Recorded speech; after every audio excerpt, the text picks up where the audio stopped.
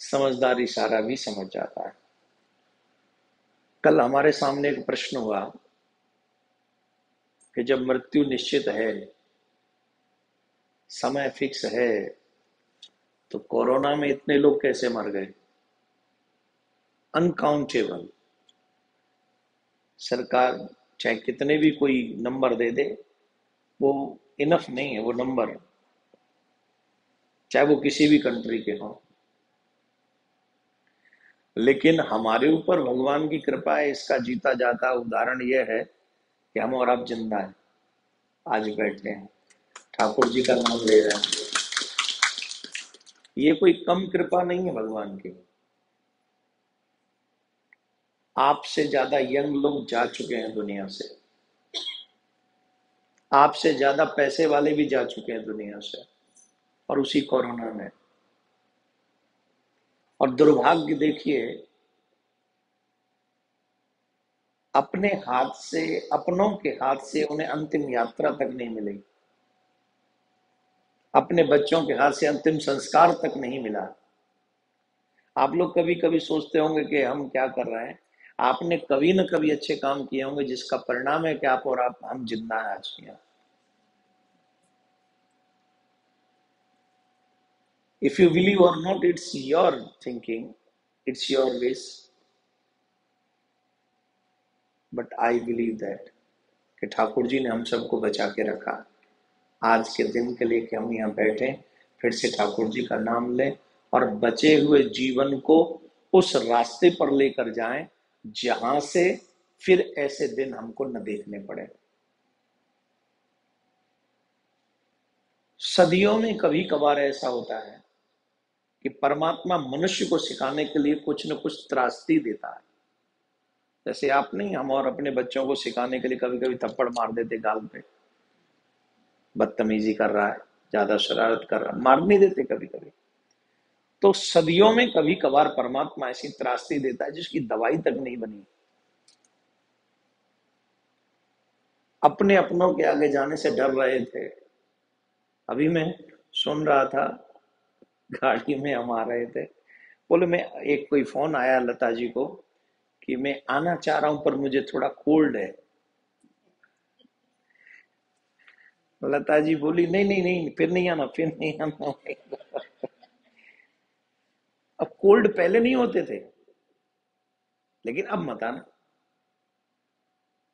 फिर मैं कहूंगा वी आर लकी कि हम यहां बैठे हैं, शेष जीवन का लाभ उठा सकते हैं। मैं आप सबसे एक बात कहना चाहता हूं। आजकल एक शब्द है इंटेलिजेंट। किसे कहेंगे आप इंटेलिजेंट? किसको कहते हैं इंटेलिजेंट? इंटेलिजेंट मीन्स जो अपना काम करके निकल जाए। लेकिन हमारे शास्त्रों में इंटेलिजेंट का वर्णन नहीं है। हमारे शास्त्रों में कहा गया है विवेकवान।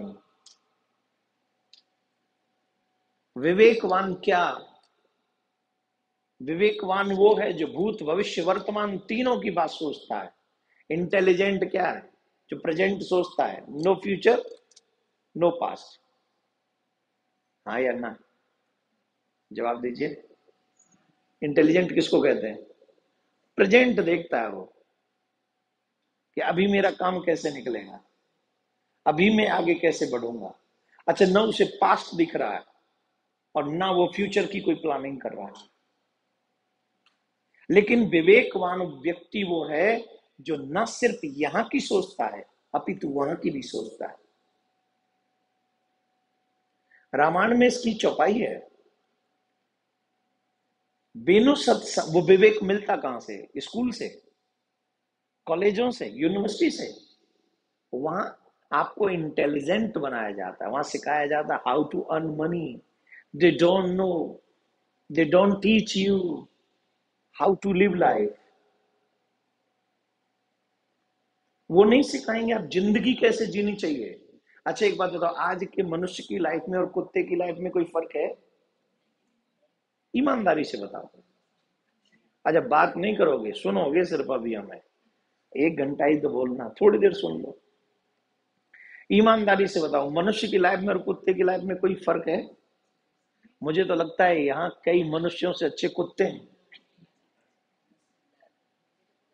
जवाब दीजिए, कई मनुष्यों से अच्छे कुत्ते नहीं है? तुम्हें तो लंबी गाड़ी खरीदने के लिए बहुत मेहनत करनी पड़ती है, कम से कम 8-9 घंटे, 10 घंटे, 12 घंटे ड्यूटी करनी पड़ती है। कुत्ते को तो तुम गोद में उठा के लाते हो और वो तुम्हारी गाड़ी में शेयर कर रहा, मजे ले रहा है। तो तुमसे अच्छी लाइफ हुई कि नहीं कुत्ते की, बोलो? तुम अपने बच्चों की पोटी साफ नहीं करते, उसे रखते हो दूसरे के लिए। और यहाँ तो मैं जानता ही रूल है ना, घुमाने ले जाओ तो हाथ में बैग भी लेके चलो। तो बताओ मनुष्य अच्छा कि कुत्ता? तो ऐसी लाइफ सिर्फ जीना है क्योंकि टाइम निकालना है। इसको आप इंटेलिजेंट तो कह सकते हैं, विवेकवान नहीं। विवेकवान किसे कहते हैं? जो भूत भविष्य वर्तमान तीनों युगों के बारे, तीनों समय के बारे में सोचता है और कोई भी काम ऐसा नहीं करता जो फ्यूचर में भी उसको लॉस कर उठाना पड़े। व्यक्ति क्या जो कोई काम करे और उसमें नुकसान कर ले, तो उसे तो आप बुद्धिमान नहीं कहेंगे। अगर हम बुद्धिमान हैं तो हम अपना लॉस नहीं चाहेंगे, न यहां न वहां। चाहेंगे? चाहेंगे? ऐसे सोचो आप, छोटी सी ऐसे 2 मिनट के लिए सोचो कि आप यहां से किसी मॉल में गए और मॉल में गए, मॉल के मालिक ने कहा कि तुम एक काम करो, अगर तुम मॉल में आए हो तो हम तुम्हें $100 देते हैं। लेकिन तुम्हें पता नहीं उसे आगे और $1000 मिलने वाले थे, इसलिए उसने $100 का प्रलोभन दे दिया कि $100 पकड़ो और तुम यहां से वापस चले जाओ। अब वो $100 लेके तुम ये खुश हो गए, नहीं नहीं हमें तो $100 मिल गए, हम तो यहाँ स्पेंड करने आए थे, यहां से तो और कमा के जा रहे हैं, अच्छी बात है, दूसरे मॉल में चले जाएंगे। तो छोटे सुख के लिए, छोटे प्रॉफिट के लिए आपने बड़ा प्रॉफिट छोड़ दिया। आपको पता ही नहीं कि वहां $1000 आपके लिए रखे थे। तो अब आप इसको बुद्धिमान कहेंगे कि इंटेलिजेंट कहेंगे? विवेकवान कहेंगे इसे? 900 का नुकसान किया ना। जिन मकान, दुकान, बेटा बेटी, इन सब के चक्कर में हम पड़े हैं। हम इसका त्याग नहीं चाहते, कोई कोई त्याग नहीं। मैं भी गृहस्थी हूं, मेरे भी बच्चे हैं, परिवार है। त्याग नहीं, विवेकवान, जो यहां भी लॉस ना हो और वहां भी लॉस ना हो। वो विवेक कहां से आता है? इंटेलिजेंट तो स्कूल में बन सकते हैं, कॉलेज में बन सकते हैं, यूनिवर्सिटी में बन सकते हैं, विवेकवान नहीं। विवेकवान बनने के लिए आपको सत्संग ज्वाइन करना पड़ेगा, आपको सत्संग में जाना ही पड़ेगा। बिनु सत्संग विवेक न होई, राम कृपा बिनु सुलभ न सोई। बिना सत्संग के आपको विवेक प्राप्त होगा नहीं, और वो सत्संग राम की कृपा के बगैर प्राप्त नहीं होगा। जब व्यक्ति के बुरे कर्म जगते हैं तो व्यक्ति पाप की तरफ भागता है, और जब व्यक्ति के ऊपर राम कृपा करते हैं तो सत्संग की तरफ भागता है। आज आपके ऊपर भगवान ने अहेतु की कृपा की, चाहे थोड़ी देर के लिए सही, लेकिन ऐसी जगह पर बैठाल दिया जहां भगवत चर्चा होगी, जहां संसारिक चर्चा नहीं होगी, जहां ये चर्चा नहीं होगी कि तेरी बेटी बड़ी हो रही है, शादी हुई कि नहीं, तेरी बहू कैसी है, तेरा हस्बैंड कितना कमा रहा है। यहाँ कोई चर्चा ऐसी नहीं होगी। यहाँ क्या चर्चा होगी? अपने जीवन को कैसे संभाला जाए। बात समझ में आ रही नहीं? आउट ऑफ वे तो नहीं बोल रहा हूं? अच्छा, थैंक यू सो मच। मैंने आज आके पता किया कि मैं कभी कभी अच्छा भी बोलता हूँ। हाँ, राधे राधे बोलना पड़ेगा। अब मैं आपको बताता हूँ एक उदाहरण के माध्यम से। भागवत के एकादश स्कंद में, जिस ये प्रसंग कब का है? भागवत में एकादश स्कंद में ये प्रसंग तब का है जब भगवान के, श्री कृष्ण के चरण में तीर लगा है और भगवान अपनी लीलाओं को पूर्ण करने की तैयारी कर रहे हैं। अच्छा, पहली बात तो ये बताओ, मैं इस कथा को सुनाऊंगा आपको, आपको इंटेलिजेंट बनना है कि विवेकवान? कितनी जल्दी बहक जाते हो ना किसी के कहने पर, जो कह दे वही हाँ ठीक। है? विवेकवान बनना है। मैं आप सबसे एक आग्रह करूंगा, मरने से पहले वो प्लानिंग कर लो कि दोबारा न मरना पड़े। अभी टाइम है आपको। नहीं पता कि एक दिन है कि 2 दिन है। No one knows when we will die. No one knows. और एक और बात बता दूं, पाउडर मौत नहीं छिपा सकता, कितना भी लगा लो। ये डाई हमारी मौत नहीं छिपा सकती, कितनी भी लगा लें। और वो पता नहीं कि कम, और मृत्यु की कोई एज फिक्स नहीं है। ये और कोई एज फिक्स नहीं है। अच्छे अच्छे हॉस्पिटल होने के बाद भी लोग मरते हैं, हाँ या ना? तो मैं कहा था, कितनी अच्छी बात कह रहा था, किसी को भी नहीं पता कि हम कब मरेंगे, लेकिन मैं आपको कह रहा था कि इस बार हमको ऐसे मरना है कि दोबारा ना मरना पड़े। और जो व्यक्ति ऐसे मरते हैं जिसे दोबारा ना मरना पड़े, वही विवेकवान है। वही विवेकवान है। उससे पहले अब विवेक, कितना पैसा कमाया, आपके अकाउंट में कितना है, डस्ट मैटर। आपके अमेरिका से तमाम प्रेसिडेंट मर गए जिनमें के अकाउंट में आपसे ज्यादा था, और एक चवन्नी लेके नहीं गए साथ में। एम आई राइट और रॉन्ग? अकाउंट के सिग्नेचर भी यहीं छोड़ के चले गए। और अमेरिका तो आपका और भी अच्छा है, यहां तो व्यक्ति मरता है तो कुत्तों के नाम लिख के चला जाता अपनी प्रॉपर्टी। एम आई राइट और रॉन्ग? तो कितनी कीमत रह गई उस प्रॉपर्टी की जो कुत्ते के नाम लिख के चले गए पूरे जीवन भर की। अब उस कुत्ते को नहीं पता कि सिग्नेचर कैसे करने, उसे नहीं पता कि इस मकान को यूज कैसे, बिल कैसे भरना है, कुछ नहीं पता। और उसको लगा कि इंसानों से अच्छा तो ये कुत्ता है, मेरे साथ तो रहा। वैसे कुत्ते ने साथ धर्मराज का भी दिया महाभारत में, वो कभी प्रसंग होगा तो सुनाएंगे। हमारा मतलब है कि हमें मरना तो है, ये हम सब जानते हैं, लेकिन ऐसे मरे कि दोबारा न मरना पड़े। एक बार ऐसे मरो, फिर मरना नहीं होए। तो ये प्रसंग जो है, अच्छा कौन कौन चाहता है कि दोबारा न मरना पड़े, ऐसे मरे? हैं? चाहते हैं? मैं बहुत गजब की बात बोले जा रहा। ऐसा शेखर जी का स्वागत है, आइए आइए। ये वो पर्सन है जो हमें हम कैलिफोर्निया खींच के लाए थे पहली बार। आ जाइए। राधे राधे बोले ना सभी। हाँ हाँ, राधे राधे राधे, बस बस, बढ़िया। ब्राज ब्राज, पहले ब्राज जाओ, हम बात प्रसंग पूरा करें। ब्राज जाओ, ब्राज जाओ। तो हम आपको बात कह रहे थे, बहुत सुनिए ध्यान से। प्रसंग उस समय का है, भागवत में 12 स्कंद है, द्वादश स्कंद है, एकादश स्कंद का ये प्रसंग है, जिस समय भगवान श्री कृष्ण के चरण में तीर लगा है और भगवान अपनी लीलाओं को पूर्ण करने की तैयारी कर रहे हैं। उसी समय उद्धव आते हैं और उद्धव तमाम प्रश्न करते हैं, एक से एक बढ़कर प्रश्न करते हैं। वैसे मैं हमेशा कहना चाहता हूं, अगर आप अपने भगवान को जानना चाहते हैं तो अपने आप से भगवान के संबंध में क्वेश्चन कीजिए। आज हमारे बच्चे क्वेश्चन नहीं करते भगवान के संदर्भ में, और ऊपर से कह देते आई don't believe in God. But why don't you believe in God? Do you know who is God? तुम जानते भी हो भगवान कौन है? बोले नहीं, आई डोंट नो। तो फिर क्यों कह रहे हो I don't believe in God?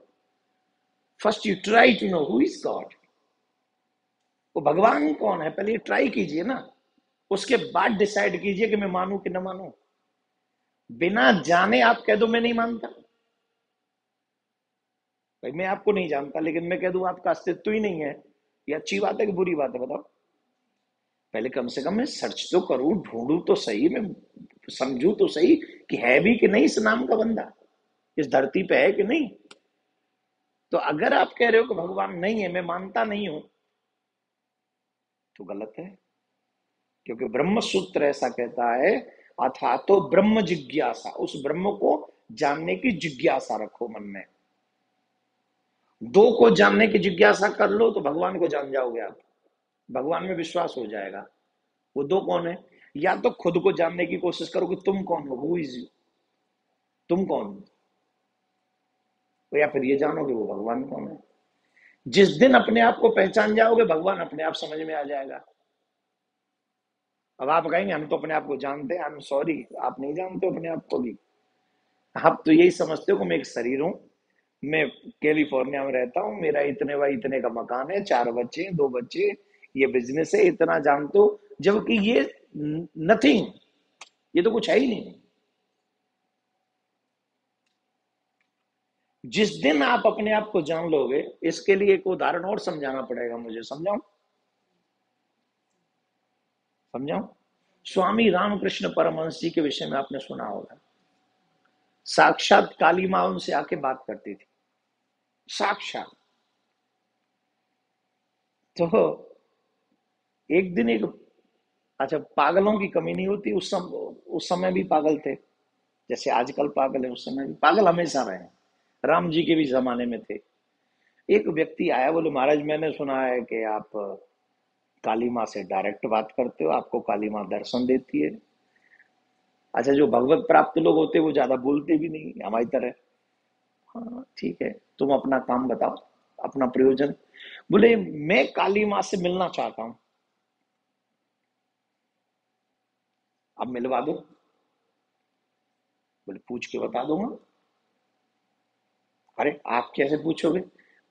भाई आप किसी व्यक्ति से मिलना चाहते हो, जैसे मैं इन भाई साहब से मिलना चाहता हूँ और मेरी डायरेक्ट अप्रोच नहीं है, आप टीम से अप्रोच है, मैं आपसे अप्रोच कर रहा हूं, तो पहले आप पूछेंगे तो सही कि नहीं, कि भाई फलाना व्यक्ति आपसे मिलना चाहता है तो आप रेडी हो कि नहीं? बोले हाँ पूछेंगे। तो पहले हम पूछ लें, अगर वो तैयार हो जाएंगे तो हम आपको कहेंगे। बोले ठीक, कल आना है इतने बजे। वो व्यक्ति बड़ा टाइम का पाबंद था, एकदम पंचुअल, मेरी तरह और आपकी तरह। मैं 5:30 से पहले उतर आया था नीचे। हाँ हाँ, मैं टाइम से समझौता नहीं करता, कोई और लेट हो जाए तो गारंटी नहीं। तो मैं उतर आया, आप भी उतर आए, आप आ ही गए थे। तो आ, बोले कल आना। वो व्यक्ति पहुंच गया। बोले बताओ काली माँ ने क्या कहा? अरे बोले हाँ, वो काली माँ ने कहा है कि वो तुमसे मिलेगी, लेकिन तुम्हारा एड्रेस क्या है? एड्रेस?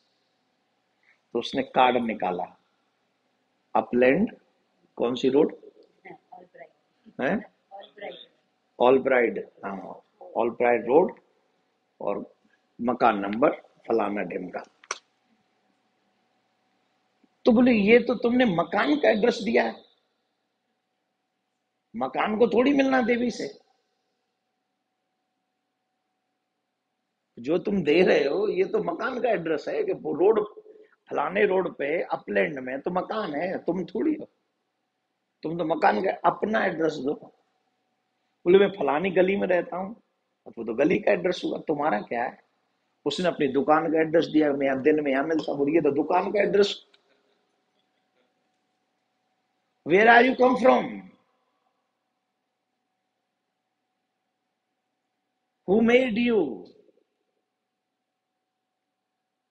तुम आए कहां से हो? Where will you go? कहां जाओगे? एड्रेस दो। हाथ खड़े कर दिए, मुझे कुछ नहीं पता। बोले जिस दिन तुम्हें तुम्हारा पता चल जाएगा देवी तुमसे मिल जाएगी। प्रॉब्लम यही है, जो ये कहते हैं ना आई don't believe in God, problem ये है कि उनको खुद का एड्रेस नहीं पता कि वो कौन है। दो की बात कर रहा हूं, या तो ईश्वर को पहचान लो कि वो कौन है, या खुद को पहचान लो कि तुम कौन हो। दोनों में से एक की पहचान होगी, तुम भगवान से मिल जाओगे। और हम दोनों की पहचान नहीं करना चाहते। जैसी दुनिया भाग रही है उस दुनिया में हम भी भागे चले जा रहे हैं। इसको कहते हैं, जैसे भेड़ एक कुएं में गिरती है ना, तो उसके पीछे सारी भेड़ कुएं में गिरेंगी। हम भेड़ों वाली लाइफ जी रहे हैं, हम एनिमल्स की लाइफ जी रहे हैं। अरे भाई, जो मर रहे हैं उन्हें मरने दो, तुम मरने के लिए पैदा नहीं हुए हो। तमसो माँ ज्योतिर्गमय, अमृतम गमय, हम अमृत के पुत्र हैं, हम मरने के लिए पैदा नहीं हुए। एक बार ऐसे मरो, फिर मरना नहीं हो, अमर हो जाओ। हम जीवन को बर्बाद कर रहे हैं, या ये कहें कि जीवन हमें बर्बाद कर रहा है। दोनों ही बात हो सकती है। एक तो ये कि हम जीवन को बर्बाद कर रहे हैं, एक ये कि जीवन हमें बर्बाद कर रहा है।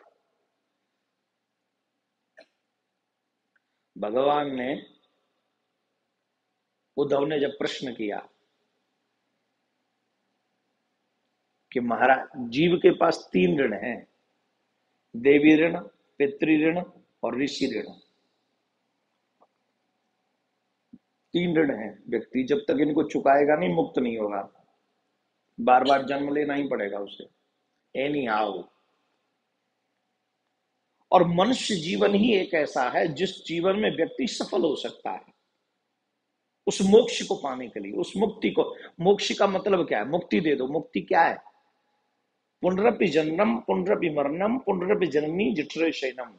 बार बार माँ के गर्भ में जाके नरक भोगना, बार बार जन्म होना, बार बार मरना, इससे मुक्ति को ही मोक्ष कहते हैं। और ये तब संभव होता है जब हम भगवान के पास पहुंच जाते हैं, गोविंद के पास पहुंच जाते हैं। गोविंद के धाम में जाने वाला मनुष्य फिर कभी वापस नहीं आता। लेकिन गोविंद के धाम में जाने से रोकता कौन है, ये प्रश्न है। आप चाहते कि नहीं गोविंद के धाम जाना? बोलो। सब चाहते हैं। एक भी पर्सन ऐसा नहीं होगा कि जो ये चाहे कि मर के हम न जाएं। सभी ये चाहते हम चले जाएं। तो रास्ता कहाँ रुक रहा है? रोड़ा क्या बन रहा है?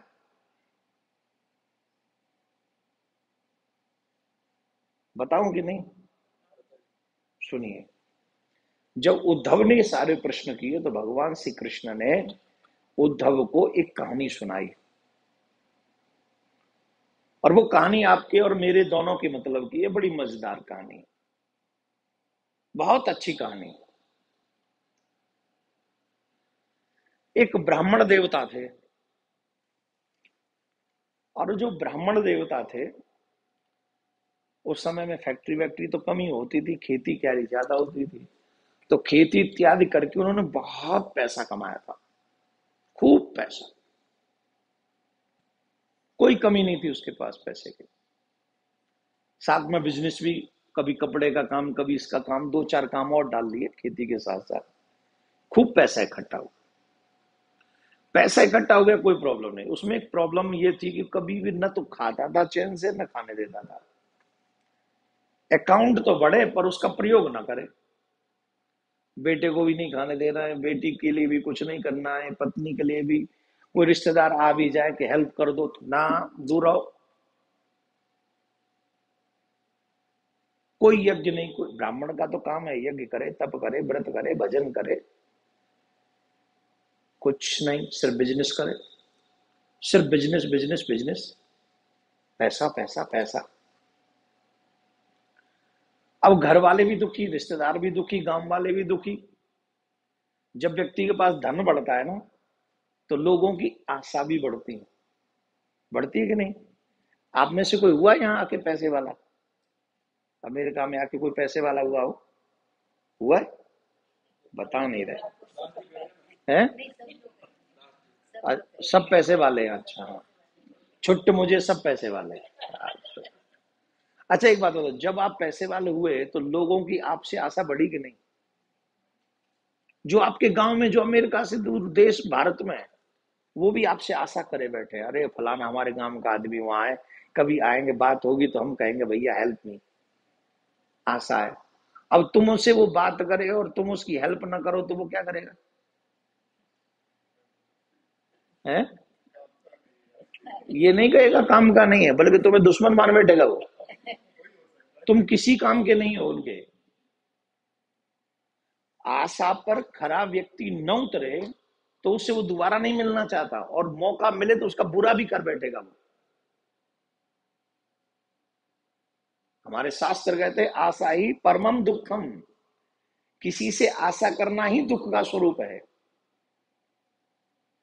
आशा करे वो पूरी न करे तो हो गया सत्यानाश, दुश्मन बना। जबकि सामने वाले ने तो कहा जरूरी भाई मेरे, आई कांट, इतने कह दिया, सामने वाला रूठ गया। तो धन का होना इसका मतलब है दूसरों की आशा का होना, और दूसरे की आशा पर खरे न उतरना इसका मतलब है शत्रुता मोल लेना, बद्दुआएं लेना। जिसकी सुदामा जी को भगवान ने धन दे दिया बहुत सारा, सुदामा जी घर छोड़ के भाग दिए, सुदामा को हम नहीं रहेंगे यहाँ, क्यों? बोले जिसे न दूंगा वही कहेगा माया पे बैठा है नाग काला, जिसे नहीं दूंगा वही मेरा दुश्मन हो जाएगा, इसलिए मुझे माफ करो, मुझे तेरी माया नहीं चाहिए, मुझे मायापति चाहिए। सुदामा का वक्तव्य है ये, मेरा नहीं। तो उसके पास माया थी, खूब धन था, लेकिन वो अपनों को ही खुश नहीं कर पा रहा था, उसे अपने लोग खुश नहीं थे। लेकिन एक और बात है, जो कमाया हुआ धन अच्छी जगह पर स्पेंड नहीं होता, उसका दूसरी जगह पे जाना निश्चित हो जाता है। कौन सी जगह पे? हॉस्पिटल में स्पेंड होने लग जाता है, पुलिस स्टेशन में स्पेंड होने लग जाता है, अपने रोगों में खर्चा होने लग जाता है। तमाम, कोई किसी को उधार दे दो वो देता ही नहीं वापस, वो वापस नहीं देगा आपको। जिसे भी दे दोगे वो कहेगा जय राम जी की। अरे हो, अच्छा आजकल तो एक और बात होगा तो दे देंगे, खा थोड़ी रहे, भग थोड़ी रहे। अब पता नहीं उससे पहले तुम मर जाओ कि वो मर जाए, वो कह रहा है मैं खा नहीं रहा, दे ही दूंगा। ये कहते हैं। ये कब होता है? जो धन धर्म में नहीं लगता वो चोरी हो जाता है, वो समाप्त हो जाता है, वो विनाश में चला जाता है। किसी की हेल्प में नहीं लगेगा तो वो हेल्पलेस कर देगा तुम्हें। अभी कोरोना में किसका पैसा काम आया बताओ जरा? अगर कोई पैसे वाला कहे कोरोना में ये लो मैं $1 करोड़ देता हूं मुझे बचा लो, इज इट पॉसिबल? हुआ था? कुछ नहीं हुआ। तो वो उसके पास में धीरे धीरे यही हाल हो गया ब्राह्मण देवता का। क्या हो गया? उसका धन जिन्होंने लिया था वापस नहीं दे रहे थे, चोरी हो गया था, चोर आ गए लूट के ले गए। पहले तो बैंक अकाउंट थोड़ी होते थे, घर में ही रखते थे, गाड़ के रखते थे, वहीं से कोई आ गए, चार चोर उठा के ले गए। कुछ रिश्तेदार, कुछ आग में लग गई घर में, जब होता है तो चारों तरफ से विपत्ति आती है, घर में आग लग गई, बचा हुआ उसमें नष्ट हो गया। अब जब घर वालों ने देखा कि इसके पास धन नहीं है तो सबसे पहले बेटा बहू छोड़ के भागे, पत्नी ने भी साथ छोड़ दिया, बोले किसी के काम का नहीं आया है। रिश्तेदार भी छोड़ के, वो तो ऑलरेडी छोड़े हुए थे, गांव वाले उसका बहिष्कार करने लगे। अब उसने देखा कि जो पैसा होने पर मेरी रिस्पेक्ट कर रहे थे, आज वही लोग धन न होने के कारण मेरा किस तरीके से अपमान कर रहे हैं। अच्छा ब्राह्मण तो थे ही, बुद्धिजीवी थे, उनको लगा कि अवलो नसानी अब ना नसे हूं, अब तक तो मेरी खत्म हो गई पर बची हुई मुझे खत्म नहीं करनी, मुझे बचा लेनी है। कैसे बचेगी ये? उन्होंने निश्चय किया कि मैं सबसे तोड़कर संबंध, मोह, ईश्वर के प्रति में समर्पित हो जाता, गोविंद के प्रति समर्पित हो जाता। और उन्होंने उसी समय संन्यास ले लिया और निकल गए, मौन धारण कर लिया। क्या कर लिया? मौन। अच्छा शुरुआत में जब आप भक्ति करने जाओगे, अच्छा काम करने जाओगे, लोग आपका मजाक उड़ाएंगे। वो ब्राह्मण देवता वहीं रहे, उनका पूरा जीवन उनके सामने था, देखने वाले लोग कहते तेरी जिंदगी कैसे कटी है हम जानते, तू हमें दिखा के बाबा जी बन रहा है। कोई उस पर पत्थर मारता, कोई उस पर धूल फेंकता। भागवत में यहां तक स्पष्ट प्रमाण है कि लोग उसके ऊपर थूकते और मूत्र विसर्जन करते उसके ऊपर, लेकिन उसकी सहनशीलता की हद थी। कोई कुछ भी कहता वो सब सह लेता, और संसार से कोई आशा नहीं करता, कभी मुड़ के नहीं देखा। न बेटे से आशा, न बहू से आशा, न पत्नी से आशा, न किसी से नहीं।